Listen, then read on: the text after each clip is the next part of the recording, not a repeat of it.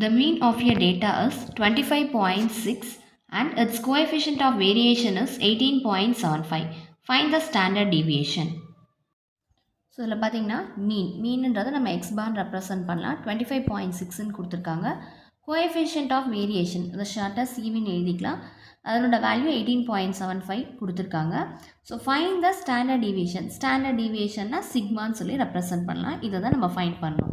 So coefficient of variation first ஃபார்முலாவை படிச்சுக்கோங்க. CV equal to sigma by X bar into 100%. இதுதான் formula.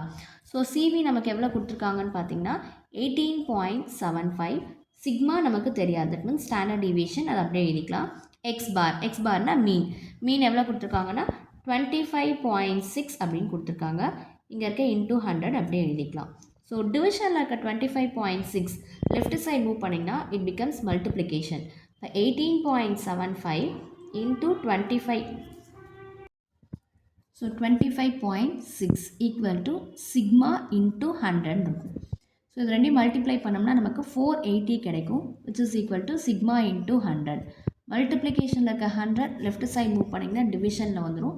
So 480 by 100 equal to sigma.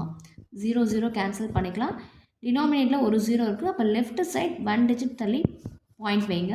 இப்போ sigma equal to 4.8 அப்படின்னு சொல்லி கிடைக்கும். So ஃபார்முலாவை தரவு பண்ணிக்கோங்க. That's all. தேங்க்யூ.